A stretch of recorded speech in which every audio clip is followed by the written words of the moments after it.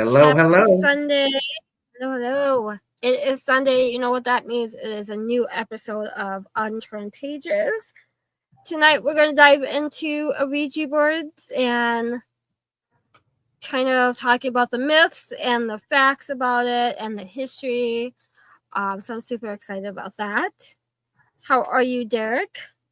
Oh, we're doing fantastic up here in lovely northern Illinois, where the weather isn't too bad lately.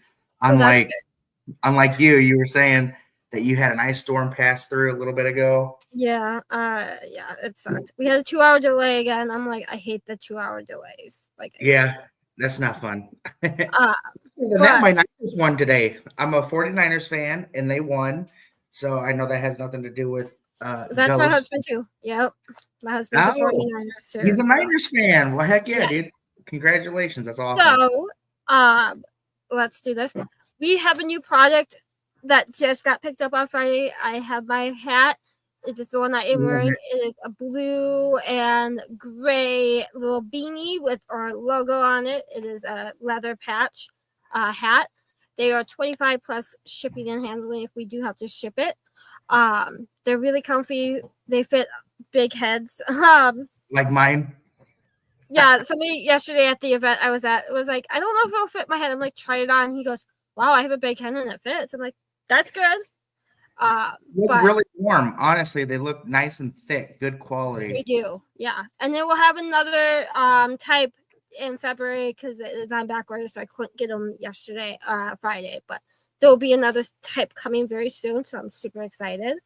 But I have 4 left of these. So if you want one, please let me know and we will get you hooked up with it. Great way to promote Unturned Pages, your favorite podcast.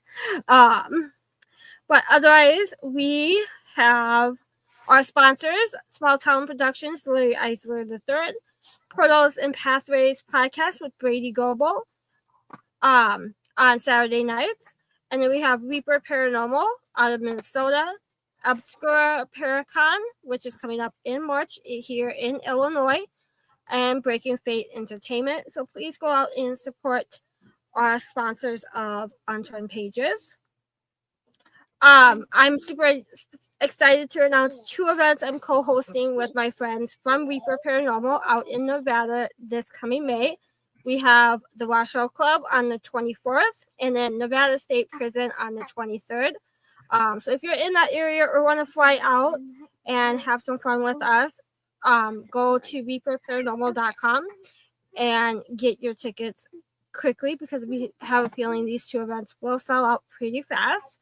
But we have some fun activities planned for during the days, like off-roading experience, checking out the old miners town of Virginia City. So I've been to the Washoe Club multiple times in October, and it is a great location. A lot of history, a lot of paranormal experiences. So these 2 events will be amazing. So please come out and check it out if you are able to. And then we have the one and only Obscura Paracon coming up in March on the 21st and 22nd.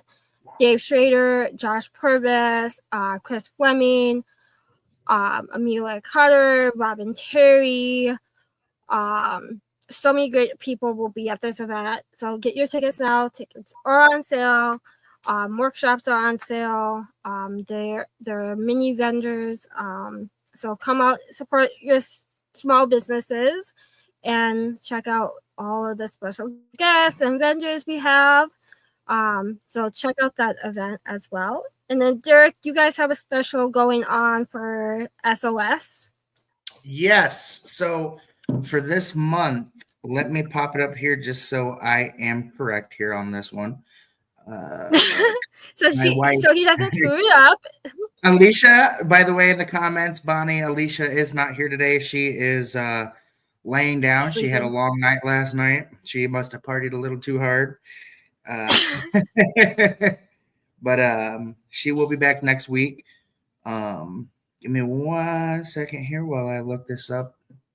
I just want to make sure I got my facts straight. But yeah, we are running a special for this month.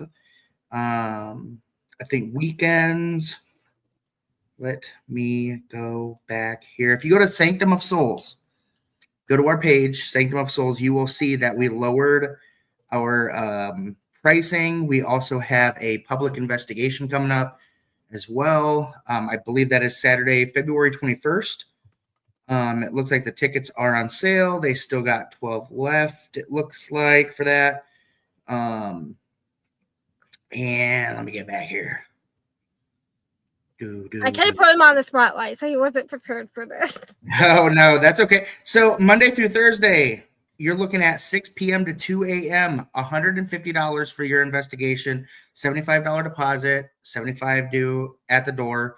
Friday through Sunday, 6 p.m. to 10 a.m., $300, it looks like.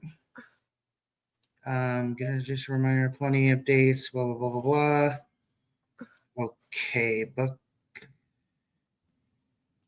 Hold on. I did not make him prepared for this, so that was that's okay. Oh, okay, so here we go. This is the new one. Sorry. Monday through Thursday, $100 investigation at Sanctum of Souls, Buffalo, Iowa. If anybody is in the Midwest, $50 deposit, $50 at the door, which is pretty dang amazing. good. Yeah. And then your weekend rates, $175. So you're looking at $100 deposit plus $75 at the door. That's January 1st through the 31st. So make sure to get your booking in. The place is incredible. It's barely even touched the surface with people going in there and investigating. We've had probably like 6 groups, maybe 7 groups come out, including us. So, if you're looking for something new in the Midwest here, come out to Buffalo, Iowa. It's a pretty good location, guys. Yep, I'm finally coming out in April, so I'm excited. Yes, it's awesome. I've been itching to go there just to kind of walk in and either me by myself or bring a team member just to kind of do a 2-hour like live. Right. Because they haven't done anything, like we haven't been there. And, and I haven't investigated in a few months. So I'm like, I've been wanting to go. I know. Yeah, I was supposed to investigate Friday night, but we just got to talking, and we're like, by the time we stopped talking, we're like, oh, done. No, we're not investigating. Right. So February 20th is my first investigation of the year, so I'm super excited. Nice. Heck yeah.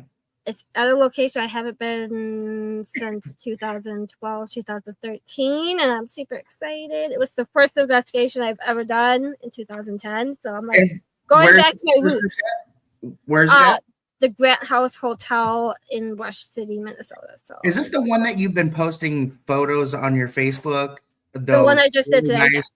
Yeah. Oh my God, that place looks incredible. It looks beautiful. So I'm super excited to go back. All the ones I posted about Friday night was the Anderson house. Which is okay. Yeah, I mean, your photos are incredible, guys. If her canvases, you guys need to check them out. They are like, I mean, you put the photos that you take and you edit and you throw them on a canvas. They look, I mean, they're professional. They're awesome. Right.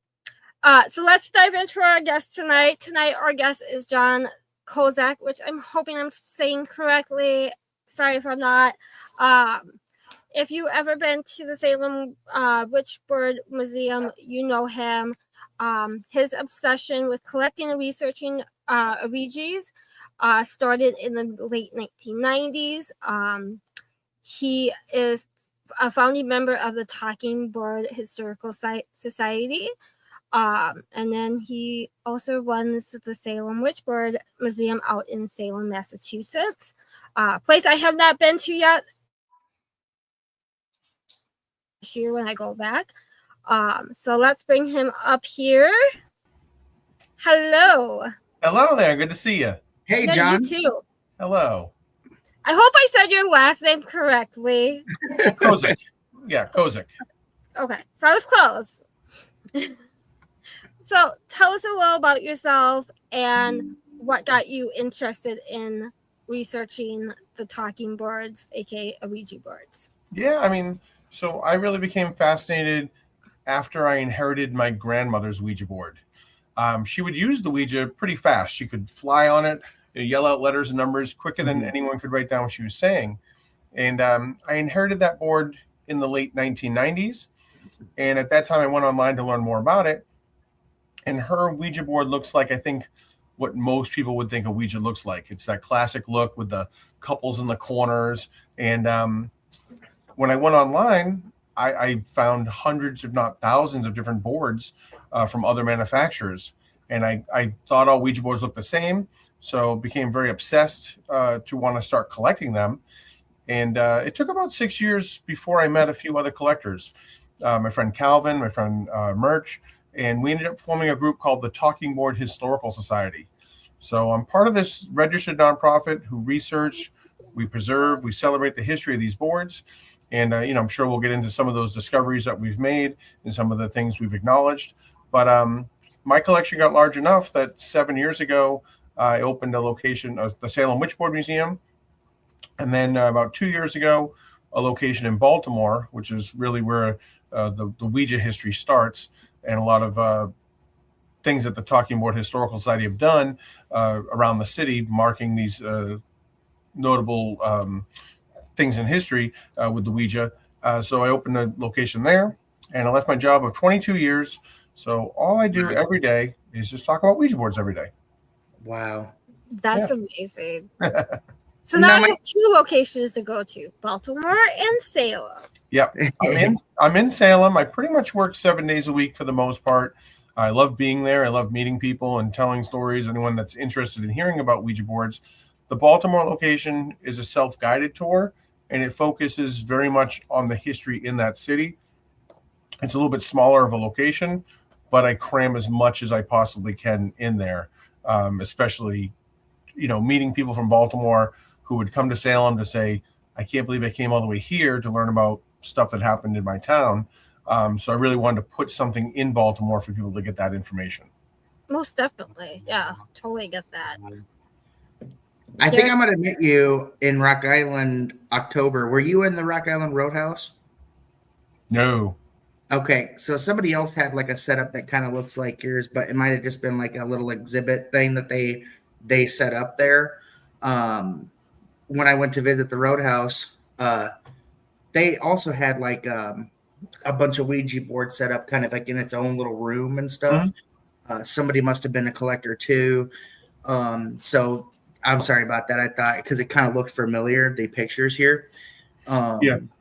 But I do have a question, if that's okay, if I'll take anything. Yeah, of course.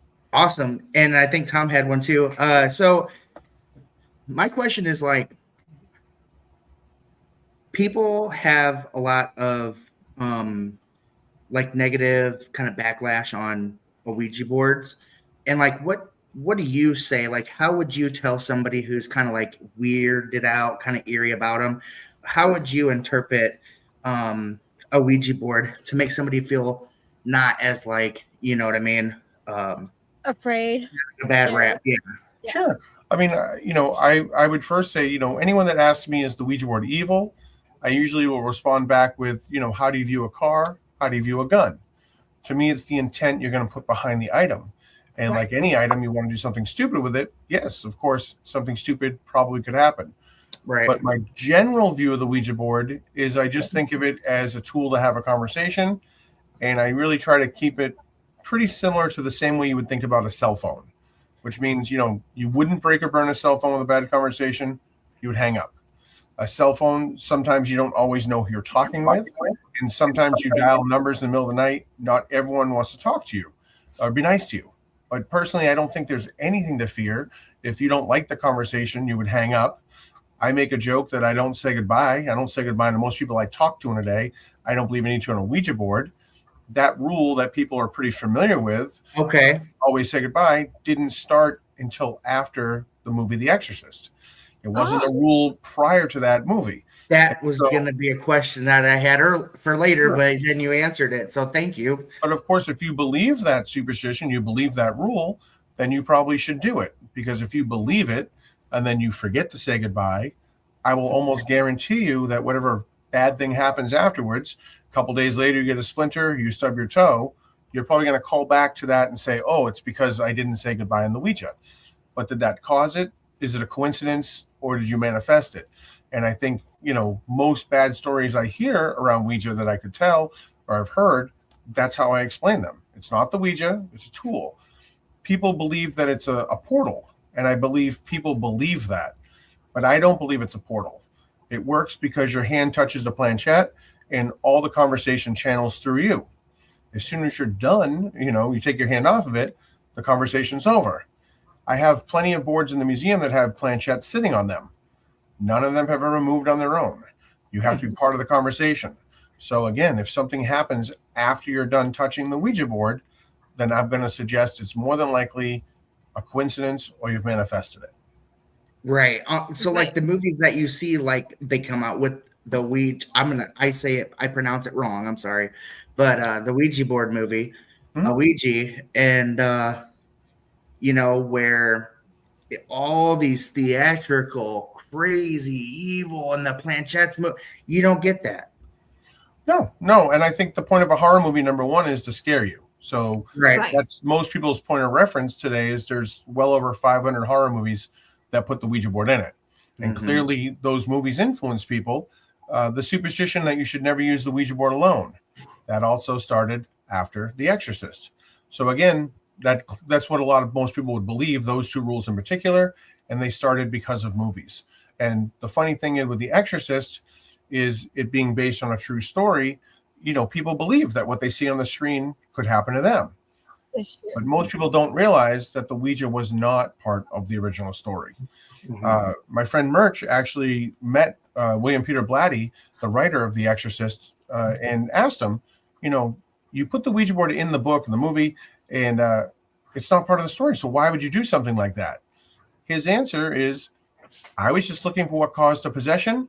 I thought the Ouija board was just a good way to explain how the kid got into mischief without the parents knowing. Talking to Captain Howdy in the basement. And in 1967, Ouija outsold Monopoly. So 2 million Ouija boards were sold that year. So by the time the movie came out, almost every house would have had one in there. And, what's scarier than something in your house? So I think movies influence people whether they know it or not. Right. Definitely. I know Tom had a question here. Let me see if I can pull it back up. Where is it? Has anything ever happened with you with a Ouija board? Like any crazy experience you've had? No, personally, nothing crazy has happened for me. Like I said, my grandmother used it alone and would yell out letters and numbers quicker than people would write down what she was saying. My mother, she used it when she was 12 years old. It never worked well for her, but she used it at 12 with her girlfriend Linda and my grandmother. The board accurately predicted both of their future husbands' names, Lawrence and Dennis. For me, it doesn't work anywhere close to how it did for my grandmother. It doesn't move very fast. When I use it, I tend to only ask yes and no questions to get a faster answer. And for the most part, I don't really have any questions that I need to ask that I think are so important to interrupt somebody to answer them. So I don't use it very often, but nothing has happened, nothing negative happened when I've used it. My mom asked, what are your thoughts on this comment many people have heard over the years? If you use the talking board, you're allowing spirits to use your energy, which could be harmful. What is your opinion about that comment that is all over the community? Well, of course, when you're using the Ouija, most people believe that they're channeling a spirit to themselves. And that's what's actually pushing the planchette. It's a pretty creepy premise, of course. Right. But I think just because that happens, I think once your hand's off the planchette, there's no conversation. There's no spirit not lingering because it's not a portal. And so I think the connection is stopped. But, it's probably not for everybody. Like I said, it's about your intent. And I compare it to a car or a gun. I'm not necessarily going to give keys to a 5-year-old to drive a car. So I understand that, it's not for everybody to use. But again, I don't think it's dangerous. I think it's about the intent you put behind it. Yeah, absolutely. It's the intent. It's what I believe. Definitely. Yeah. So, go ahead. Go ahead, Derek. Go ahead. I was going to say, there was one thing that I always wanted to try to do that's been on the back of my mind, is to like take two people and play the Ouija board and do it blindfolded and Mhm. kind of see how that interaction because there's also like obviously you have to trust the partner that you're doing it with if you're doing it with somebody, right? Yep. Because you said that you don't have to have a partner to do it. You can do it by yourself, and I never even knew that. That's I mean, I guess you could, but I just always I'm like I said, I'm just going back to the movies that I've watched. They're always together doing it and stuff. And I've played it before when I was a kid, and I've always done it with somebody, but I wanted to like do it blindfolded like sometime. Yeah, I think Kinda some see what- people I know they might have a third person who's writing down what the board is spelling, and the people using it are closing their eyes, so they're not influencing it in any way. And Right. So someone's just writing it down. I think most people feel comfortable using it with somebody else, not just because of the superstitions. The thing about the Ouija board that most people don't realize is those rules that I talk about. It's because before The Exorcist, a lot of times, especially saying the 1920s when we weren't at war and people used the Ouija, Norman Rockwell drew Right. covers, Saturday Evening Post, or dozens of songs written out the Ouija. It's a dating game. The Ouija is all about a dating. The rule number one is it's best played between a man and a woman, and rule number two in 1920 is that it's best played with the board on your lap. So it's all about a way of getting people together. That's how they think it's going to work best. So not a rule, but those are things that they do try to steer you towards to do that. But yeah, like during a war, when these are extremely popular, it was common for women to use them alone, to speak to a deceased husband or a father or something like that.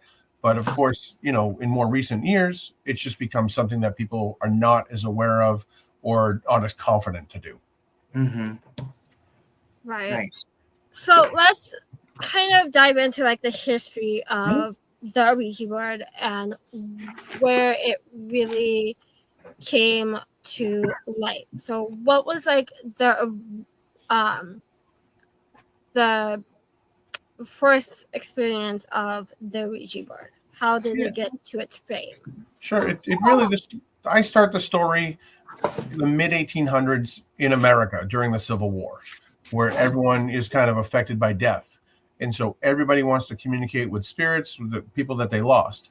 And so during that time, not only are they doing seances and table tipping and pendulum, people are making claims they're communicating with spirits who are knocking responses back to them.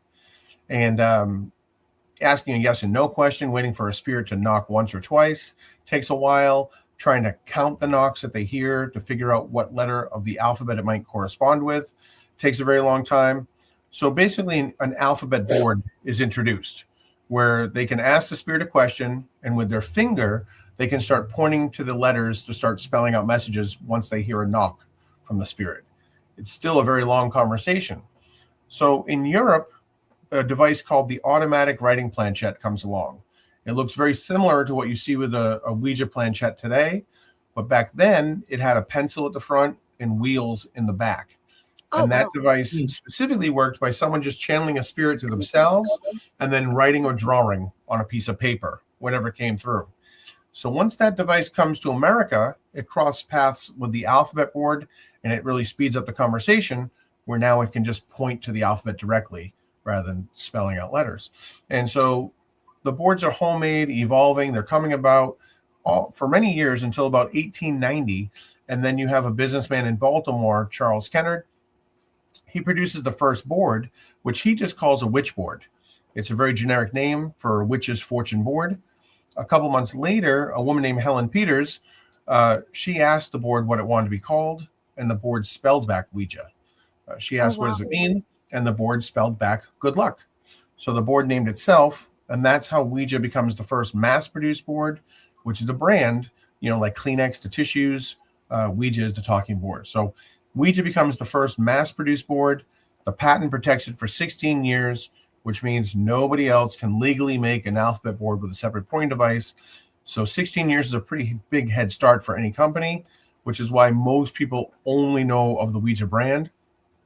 The boards themselves are talking boards, spirit boards, witch boards, but Ouija is a brand of those boards. And 16-year head start, very few people are aware that there were hundreds, if not thousands, of other companies making talking boards. Wow. Wow. That's interesting. Mhm. So how did the talking board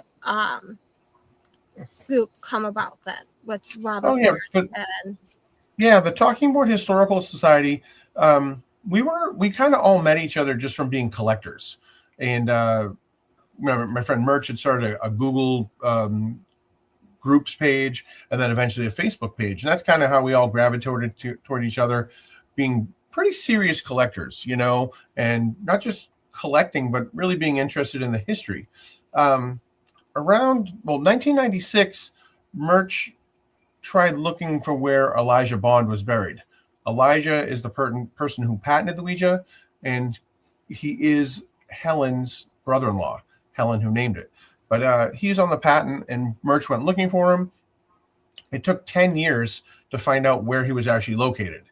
Turns out he was buried in an unmarked grave. He was buried in an unmarked grave in Baltimore at Greenmount Cemetery. And here's this guy who, helped to create the Ouija board, and he wasn't, acknowledged in any way. So Murch thought that's really sad. We should raise money to help put a headstone in for him and let people know. Mm-hmm. And so just a bunch of collectors and friends and people that were interested in that history raised money, put the headstone in. And once it went in, it really was the most visited grave in the cemetery. John Wilkes Booth is buried in that cemetery, but more people came to visit the Ouija headstone. It looks just like the patent drawing. It's the Ouija headstone, and it became very popular. And from that, we thought, well, geez, maybe we should keep going with this. And so that's when we became the Talking Board Historical Society, a registered nonprofit. We're the ones that uncovered the story about Helen. Helen was written out of history. Murch uncovered that story from some letters to the Baltimore Sun newspaper years ago. And then funny enough, she also was buried in an unmarked grave in Denver. We raised money and put the headstone in for her. Where the Ouija was named in Baltimore was a rooming house in 1890, but today it's condos with a 7-Eleven. And 11 years ago, we worked with the mayor's office. We have a plaque hanging up in the 7-Eleven that this is where the Ouija was named. Wow. So we've done quite a few things acknowledging it, but the research that we've done has uncovered a lot of these mysteries. So, when you go back 20 years ago or 15 years ago, any book is not going to mention Helen Peters. They're not going to mention her naming it. It's going to say that the Ouija is German and French for yes, yes, because that's what one of the manufacturers put on the box for 70 years. They told that story, and that's what people believe today. Oh, wow. Interesting. Wow. Yeah, and to go back to Derek earlier, you were talking about pronouncing Ouija incorrectly, but you're not wrong. But the Ouija brand is spelled Ouija. But in that 16 years where no one else was making another board, you would ask someone if they were Ouijaing. So you Ouija on a Ouija, you verb on the noun. So it's the verb you're saying it. Nice. Yeah. It makes me feel a little bit better. Right? Makes me feel a little better saying it wrong too. Yep. Tom had a question earlier. Oh, yeah. How do you disconnect from the Ouija board? I know that you said something like, it's just kind of like when you're talking on the phone, Mm-hmm. Yeah, I mean, your peace of mind, your gut instinct, those are the best rules for using the Ouija. And I can make a joke and say, I don't say goodbye. I just take my hand off the planchette and it's done. But if you're like, yeah, but John, it's good manners, so it can't hurt to say goodbye, then of course you should probably say goodbye to it. So you got to use your gut instinct because you don't want to do something you're not comfortable doing. And so, if you feel it's the same thing with starting the board. If you want to set your intent before you start, if you want to say a prayer, then they're not rules, but there might be things to get you in a better headspace to use the board. And those would be the things I'd suggest that you do. But it's not a rule for everyone to do. Right. That's And awesome. there is the gravestone that he was just Yeah. talking about. Oh, wow. I'm in the back corner. My buddy Rick next to me. Murch is the one crouched down right behind the headstone. Yeah. Oh, I wow. This was years ago. Yeah.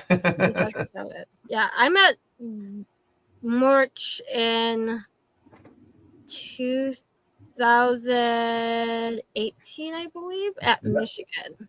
Oh, you were at Michigan Paracon? Yep. What a great event. Yes, absolutely. Yes. Yeah. He's been there. I missed that event. Yeah, I know. We were at the last two that they had. It was So kind I of probably met you Yeah. at that then. Yeah, Those were the last two.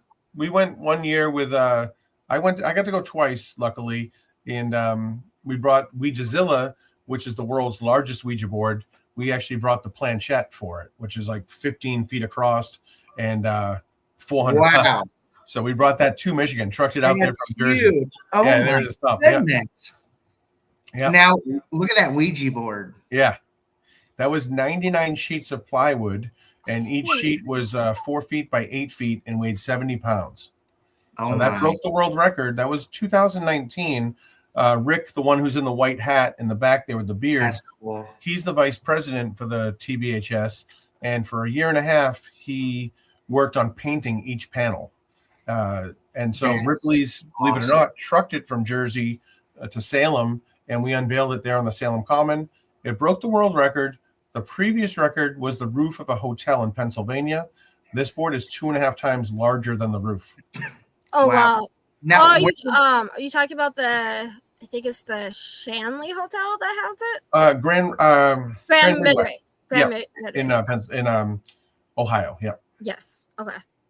That's what I thought. I was like, it's one of those. I can't remember which one, but I remember it's one of those hotels. I haven't been to either one yet, so. It looks like they're all putting their hands on it, like they're all gonna. If that thing shifted. It worked. He tried a few different things to work. He tried using a bowling ball, almost like ball bearings to kind of make it roll, like inside of like a bowl, but it actually didn't work very well. So he put casters on there, and even though it was that big and that heavy, 400 pounds, one person could use it. It worked pretty well. Wow. Yeah. Wow. Where's it being stored at today then? So it made its debut there. It got trucked back to Jersey. It's in storage. This was pre-COVID, and it was supposed to go out to the Denver International Airport. And if you know the Denver Airport, a lot of cool stories with that. They wanted to either put it next to Blucifer, which is the sculpture that killed the sculptor, Yes. Bronco painted blue with red glowing eyes, or they wanted to put it on the tarmac. And at the time, the Denver Airport was working on making display cases in their terminals, and they were going to do an exhibit, a Ouija exhibit, much like we had done with the San Francisco airport years ago. And COVID, everyone stopped traveling. They kind of put it on the back burner. And to be honest with you, I don't know where it stands now. So it's just in storage. We've taken the planchette out a couple times now. A couple of the panels went out to Michigan Paracon. I think we brought maybe 6 or 7 panels from it. But it's in storage. There's these giant crates. I think it's 4 crates that it fits in, and it's all in order. So if we take it out again, it won't be as hard to put it together this time. We had never done, Rick painted it, but we had never actually put it together. There was no place to do it in Jersey. And so it wasn't until it was in Salem, we started working on it, building a frame, and we realized we're in over our heads. We're artists, we're not construction people. And I had to call 2 of my very close friends to call. They're working construction, work on high rises in Boston. I was like, you have to call in sick. You have to come to Salem and help us put this thing together.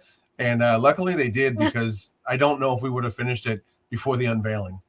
Yeah. Wow. That's incredible. Do you have a most favorite, which you probably don't have with you because you're not at the museum, but do you have a most favorite Ouija board, like one that you just? Well, since you're asking, give me 2 seconds. 1 second. 1 second. Oh, okay, so you do have it with you. Sorry, I'm not. Damn it! I got so many boards here, but I thought I had the one I was looking for. Jeez. Now, He's got so many to choose from. all right. I got about 600 boards next to me, but Wow. Yeah. there's like, the museum's a small part of the collection, but I was hoping I had a board that Murch gave me, or Rick gave me, or something like that. And I don't have them like where I know exactly where they are. I have to start flipping through boards like a record store. So I pulled out this board. This is a Ouija, and try to get it after my name here. It's by J.M. Simmons in Chicago, and it's a pretty rare board. It's one of, I think, maybe 3-4 known to exist today.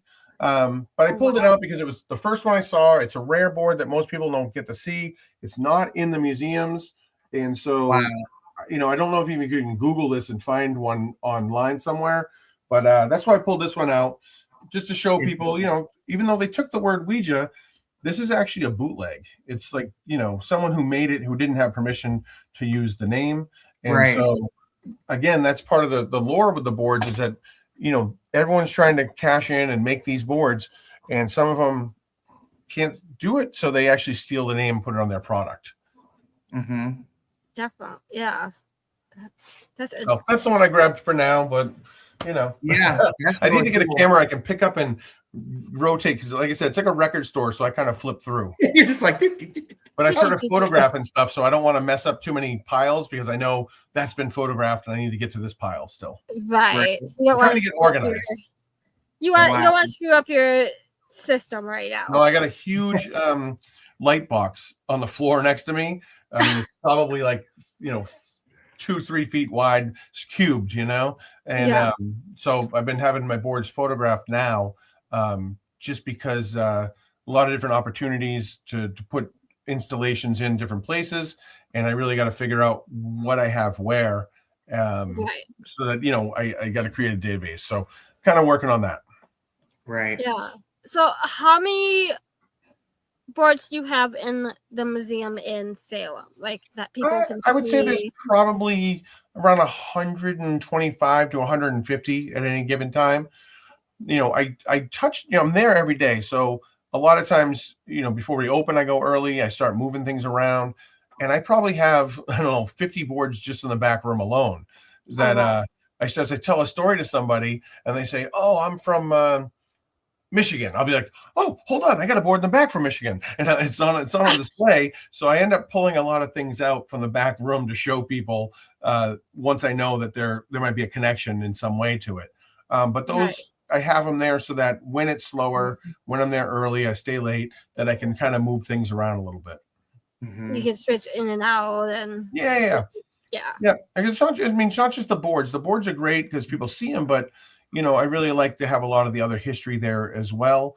The sheet music from the 1920s, the magazine covers with the Ouija, even the artifacts from the people. We've had everything from Helen Peters' christening dress from 1851 to the saucer from Charles Kennard's wedding set, which is his inspiration for the planchette, taking a saucer from his bowl and saucer and putting it on a breadboard and playing around with the idea of what he's reading about in the newspaper. So personal items as well. We've had William Folt's pocket watch. He was wearing the day that he died. He used the Ouija, told him to build a factory, fell from the roof of the factory, died from his injuries, told his family not to sell the Ouija board. They did anyways, 37 years to the day, to Parker Brothers. And we have the watch that he was wearing when he died. So personal items as well. Man, that's cool. Yeah. Now I really want to come and visit. Great. So I have 2 questions. I'm going to start off with the first one here. Do people offer you money when they go in there looking at during the museum, or do you have Ouija boards that you do sell? Oh yeah. I have quite a few. At any given time, I probably have 100 to 200 boards for sale, and they range from brand new boards, like the new Salem edition, the Exorcist or Wednesday TV show, to vintage and antique boards. And so I have quite a few. I try not to do mail order with them, because I like to have people have the best experience. They come to Salem, they've come to museum, they've gotten a tour, they've heard these stories, and then they have the chance to walk away with, real antiques. And so Right. if you went to 100 yard sales, 100 flea markets, you're going to be lucky to find one Ouija board. And Right. I keep a good 50 plus boards dating from 1891 to the 1960s. They're there at any given time for people to buy. And so I buy collections. I might buy a collection to upgrade one of my boards, but I buy all of them so then I can eventually resell them or things like that. So quite a few boards. I would argue that I probably the only place to have that variety, that many boards for sale at any given time. Nice. Yeah, definitely. That That's awesome. Yeah. now I really want to come visit. Like Right. Spend It's some almost money. September. Uh-huh. What was your other question, Derek? Oh, okay. And then this is probably the $1 million question that you get when you talk to people. Is the museum haunted with the Ouija boards that are there? And do you think that some of them might have connections as far as spiritual like holding on to? Huh? You know what I mean? Like when you're Sure. communicating with spirits, do you think that those spirits are held onto those certain boards and then, you know what I mean? Yeah. You So totally took my question. yeah. So personally, no, I don't believe there are spirits attached to the board. I think they're just a tool to have a conversation and, just like a phone. But that being said, I have through the Talking Board Historical Society, we have about 30 boards total that have been donated to us over the years. Donated because the previous owners had a bad experience with them. Mm. And so some of those boards I have borrowed and I've put in the museum. Some people, not knowing any stories about them whatsoever, will walk right to those boards and tell me they feel something. Now, one of these boards in particular is from the TV show Stranger Things. From 2017, they licensed the name and they made a board for the TV show. Now, that's a pretty new board. Yeah. But a couple of years ago, I had it just mounted to the wall. This board was donated. The previous owner had a bad experience with it. They spent the money to mail it away. They didn't put a return address on the package. They put a note in with the board that said, if you find it, forward it to the TBHS. Trust me, you don't want it. That's all I know about it. Don't know anything else. But I have the note on display. I have the board on display. And without saying anything to anybody early on, people would walk through the museum, past the antique and vintage boards. They would walk to the Stranger Things board. John, I feel something with this board. And I try to throw them off. I'd be like, you didn't feel it the first case? That's the antique stuff over there. Nope, they feel it. So I think there's something going on in the space, not the boards, but the space. The space has had a lot of paranormal activity. I've had a lot of investigations there. I've had everything from, EVP messages with Get Out to people walking in the museum to tell me they heard Get Out in their hearing aid, to people who worked in the space in the basement tell me they hear Get Out down there. I've had lots of weird things with cameras happening, batteries draining. CNN has tried filming a couple times. Their batteries kept draining. They made sure they worked properly. So all sorts of weird things. But the weird thing that I don't have an explanation for is the Stranger Things board. It started with a couple years back, people taking cameras with film, and they would develop the film. And probably about 4 or 5 times in 4 years, they would contact me afterwards and go, John, all my pictures in the museum are fine, but the picture I took of the Stranger Things board is all crazy blurry. It's the only one that came out blurry. But then it switched to Polaroids being blurry. Polaroids where the image would develop, they could see it, then it would undevelop, they couldn't see it. And people would write to me and say, John, I checked this picture when I left, it was fine. Now it's messed up. But then it switched to cell phone pics, being blurry, of course. People in October, when I'm the busiest, would try to take a picture of the Stranger Things board, and their phone screen would be black and white pixelated. You could not see the board on the screen. You could see the sign I have posted above it, but not the board. Other people, it'd be pitch black on there. So things with technology, not just with the board, but in the space. So of course, I get people that walk in and they can't be in the room. They feel much pressure. They walk around with their head tilted back. I've had people pass out. The ambulance be there for people that passed out. People get sick. Wow. That happens. But of course, let's be honest. That could be in someone's head, right? You're nervous to be in a room full of Ouija boards. You could have psyched yourself out. But I don't. So, I might explain it in that way. But for the weird things that happen in technology, I don't have an explanation for. We have cameras in the museum. They're motion detected. One of them in the side of the room that's like considered more active than the other. It stays on all the time. It never shuts off. Weird things happen with, people come back later on. They checked all their pictures. They're fine. Now they're messed up. Someone told me all the pictures that after they left the museum, their phone was messed up. They deleted the pictures they took. Then the phone started working again. People that they checked it, took a screenshot, came back to show me the screenshot, and the picture was not blurry anymore, but the screenshot was. So weird things like that happen pretty regularly in the space, but I chalk that up to the more of the space than I do the boards. Mm-hmm. Right. Mm-hmm. Yeah. That's interesting because, you say that people psych themselves out. And I feel like I am guilty of that when I'm doing investigations. Even if I'm like walking at my warehouse or somewhere and I'm walking along and I feel something behind me, and then I start kind of walking a little bit quicker, and then I get this like weird tingling, like, oh God, like I think it's in my head sometimes where you know what I mean? You think that, and then it makes you react a certain way, Mm-hmm. Because sometimes I run out of buildings and I think, oh my God, like this is and I think I just psych myself out. I mean, Jenny knows. Hold on. So my friend was just at the museum not that long ago in December. David Childers. Oh, sure. David was there. And had a great investigation. Yeah. Yeah. Oh, okay. So he investigated there. Yes. Oh, yeah. Yeah, I don't know if he's going to talk about it here, but I think it's okay to talk about it. Did he just write a question in, or no? I remember seeing it on his Facebook post page that he went to the museum and did a mini investigation. I'll tell you a funny story with that investigation. Anyone that comes in, they investigate. I'm not over them. I'm not watching them. I'm not telling them stories ahead of time. I try not to influence anybody. I sit in the back room, try to be quiet as I can. But I'll tell you, if you come to the museum, you probably have heard the Twin Peaks soundtrack playing on the speakers. Right. Because for the first 4 years I was opened, I only listened to about 5 songs from that soundtrack. All day long, that's all that played were 5 different songs. About 2-3 years ago, I finally expanded it to about another, 10 songs. But about every 5th song is the Stranger Things theme. I love it so much. It fits the space. People love it when they recognize it.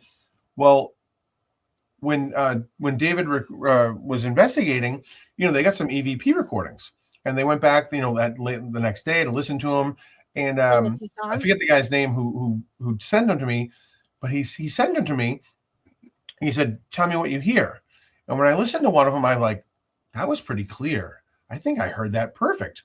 I wrote back to him. I said, "All right, you tell me what you think you heard, and I want to know." The EVP, it sounds like they're saying, "Upgrade the music. Upgrade the music." Oh my God.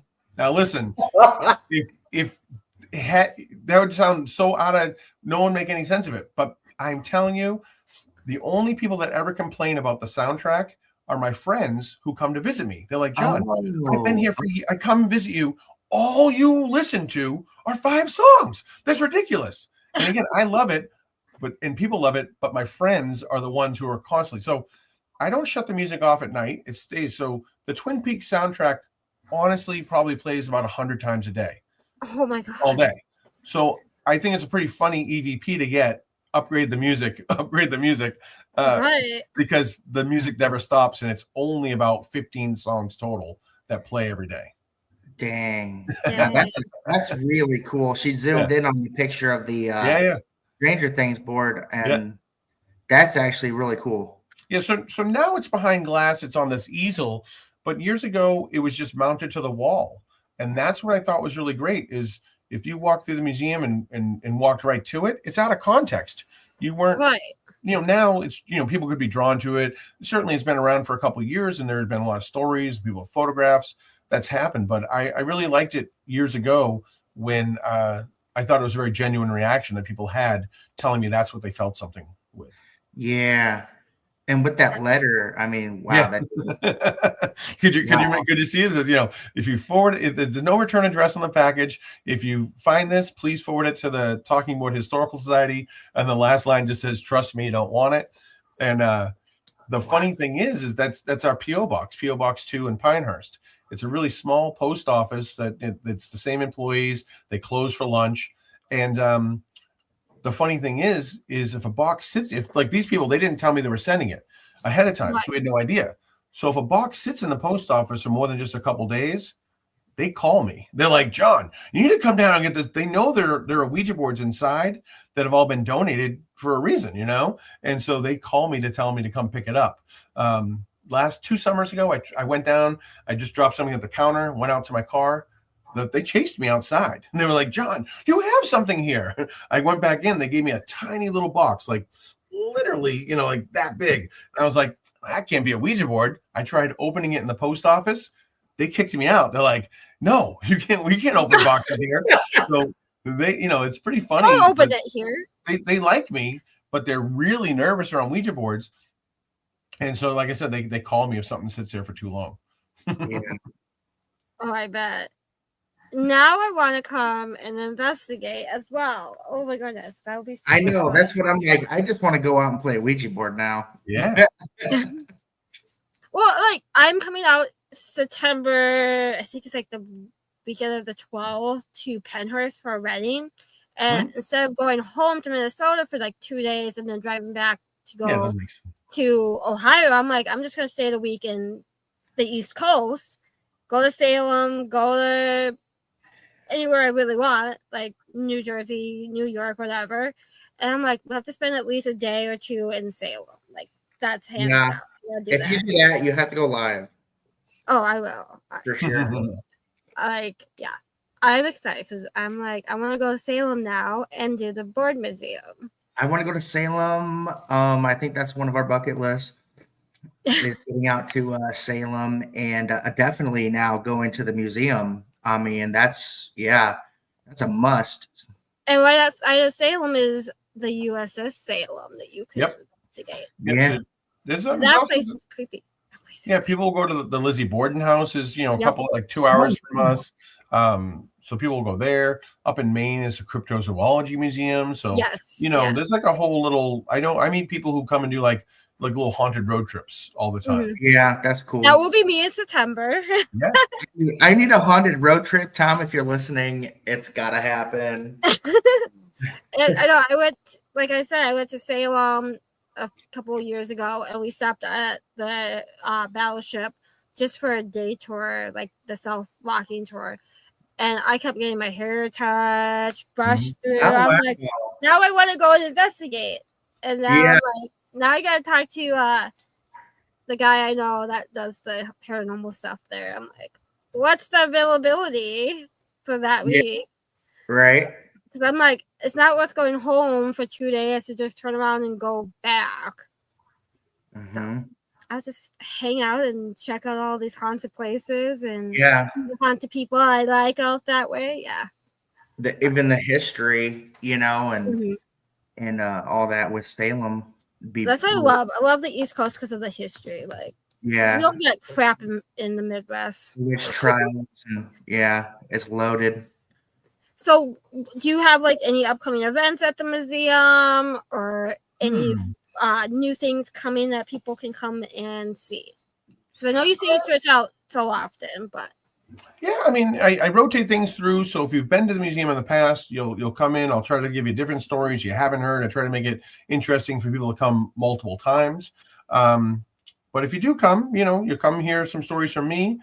In the wintertime, it's a little slower. So this is the time I try to take a day or two off from time to time. So if you do come in the wintertime and you want me to be there to tell you stories, then just, reach out to me through Facebook or Instagram, website, whatever, and just check my availability. I'll always try to make sure I'm there. If people are writing to me or calling me, I will make sure I'm there for that. But yeah, no events. I mean, I do movie nights back there on the last Sunday of the month, and I only play horror movies with Ouija boards in it. There's well over 500 horror movies that put the Ouija in it, and so So next February will be the next one I start. The last Sunday of the month. I'll do that through August, and then it gets too crazy at the end of the year. Last 4 months, but I'll start next month. So the movie nights, that's about it. I think I don't really, I'm sure as soon as if we get off this, I'll be like, oh, why did I mention that? But not so much. Don't think of myself as a self promoter to think in the time frame to be like, oh yeah, I gotta plug this. So not too much. Just come to the museum and hang out and hear some stories. Nice. Definitely. Well, you will definitely see me in September. I will reach out before I come out so we can plan something fun. Perfect. And make sure you're in there. But yeah, I'm definitely coming out. Next year, we'll have to drag Derek and Alicia out. Would love to. Would love to. Car, 16 hours. You can do it. Oh, 16 hours ain't bad. We can drive. Just meet. This is the plan. We'll just meet Jenny and Bonnie up in Wisconsin, and then we'll just all go from Wisconsin there. You know what I mean? We'll just do Broadhead as like the meeting point, and then it's one highway. That's it. Route 90. You'll be right there. Right. Yeah. See, this year I'm dragging them down to North Carolina. I'm dragging them North Carolina. So. I can't believe it. Like I've been in North Carolina just through there, but I've never investigated nor have ever been on a battleship. Mm-hmm. Oh wow. Yeah, I mean, this is going to be the biggest Paracon that Eternal Paranormal's ever done in an event. So we're excited for that. Cool. I'm pulling them out of their cave a little bit slowly. Yeah. Year by year, month by month, I'm pulling them out. I'm like, you gotta get out. You gotta get out of the Midwest. Well, that's a good event. That's a good event to go to. Yeah, and then Gettysburg Bash. Alicia is going to be going out there with Jenny, and yeah. Have you been to Gettysburg before? I personally have not, so that'll be and she hasn't either. So this will be a first for her. But I'm so excited. Yeah, all over Gettysburg. The one place for me that I've ever people come to the museum and they feel stuff, but in Gettysburg, when I got out of the car, I felt as though someone put like a weighted blanket over my head. I was like, wow, this is pretty heavy. And that's pretty much the only place that's ever happened to me personally. But really cool town. Love it. Yeah. Like as soon as I hit the town line, you could just feel the energy. Yeah. You're like, you're back home. You're back in Gettysburg. You can feel the energy of the soldiers and the history. Yep. And everywhere you go, you're in part of where the battle was, or you're in the cemetery. You're at Jenny Raid's, or you're at Sachs Bridge, or you're on the battlefield. Like you're surrounded by history. That's what I love about Gettysburg. Yep. Like I've been there so many times, but I feel like I haven't touched half of it. But yes, I love Gettysburg. So I'm excited for Alicia. I'm gonna be like the little mini tour guide. I'll have to connect with Christy out there and be like, Christy, you gotta take me and Alicia places. But yeah. But I will definitely be coming to the Salem Board Museum in September. Excellent. I'm excited. So what is the website, Facebook page? Give us the links, or give us where to find you. Yeah, Salem Witchmore Museum on Facebook, Witchmore Museum Baltimore, Instagram, Salem Witchmore Museum on Instagram. If you do a Google search for Ouija Museum, you'll find out, any of the websites, any of the social media ones. I tend to be on Instagram more than anything else, but the website's being updated now. I'm going to add that gallery of boards soon enough, and and look, Google it, you'll find it. What are the hours of the Baltimore location? Because I know you said Baltimore is open 6 days a week. They're open noon to 5, and they're just closed on Tuesdays. And then Salem is 7 days a week. I tell people 11 to 6. Sometimes Friday and Saturdays they stay open a little bit later. I leave by 6, so you can come by after I leave. It would be self-guided, but we pretty much never close. And from 4th of July to Thanksgiving, I am there every day. I don't miss sleep any there. days. Yeah, yeah. So, but this year, so right now, I'm doing a big changes in Baltimore. So I have designers making new posters and signs for me, and probably another 2 weeks I'll be down in Baltimore changing out a lot of the exhibits down there. Nice. Well, I am excited to see you in September and check it out finally. And next year I'll drag Derek and Alicia with me. Yeah, that's going to be awesome. And thank you very much for answering all of my questions. And, it sounds like these Ouija boards have a good home where, they can be displayed. And so, you're doing good work there. And so that's awesome. I can't wait to come out and visit and hopefully we get to be there in 2027. All right. Let me know when you're there. I'm looking forward to it. Yeah, Yes, definitely. Well, indeed. Thank you for coming on and just telling the history of the boards and myth versus truthness and everything. Yeah. Thank you for having me. Yes. Let me know if you need me to be back on again. I'm happy to. Awesome. Well, thank you. No problem. Have a good night. Thank you. Have a good night. So that was John. That was a really good show. Next weekend, let's see, next Sunday, I think we have Dale. I can never say his last name. I hate when I can't say his last name. Dale. Okay, Dale K. He will be our special guest at Obscura Paracon in March. So we're going to be back doing just of that. And then the following weekend, we have Wendy Rowe, who is a paranormal author. She talks about a lot about Joliet Prison out in Illinois. But she's written a couple other books as well. So we'll be talking about that. And then, I do want to say, if you are interested in being a guest on Unturned Pages, go to our Facebook page. There is a Google form now that you can pick a date and then like a secondary date just in case. And sign up to be a guest. We take paranormal, we take true crime, pagan, metaphysical, anything, everything, haunted, mythical, anything. So go sign up for a date. I have dates out until I think the end of July on the Google form.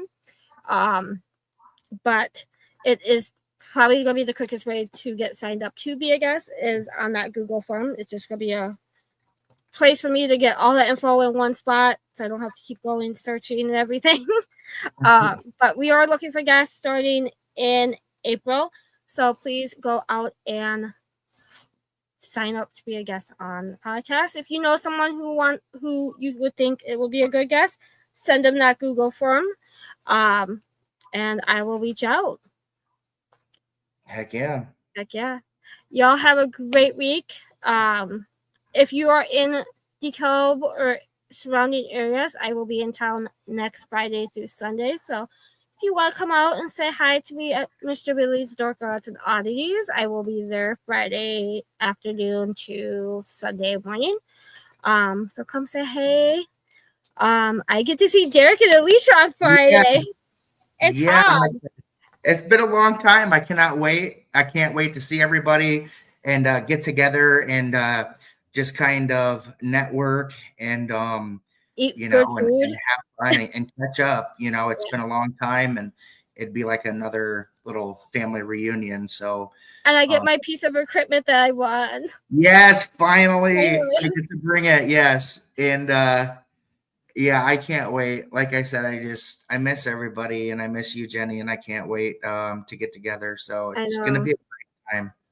I know this past weekend, this weekend has kicked off the paranormal year for me because I was at the Anderson house and got to see a bunch of Minnesota people I haven't seen in a while. Yeah. Boom, boom, boom. Let's go. I'm ready to start 2026 now. Yeah, it's going. It's going to start now. So buckle up, everyone. It's going to be a crazy ride here. Exactly. But we will see everyone next Sunday, same place, same time. And have a great week. And we'll see you back next Sunday. See you next Sunday.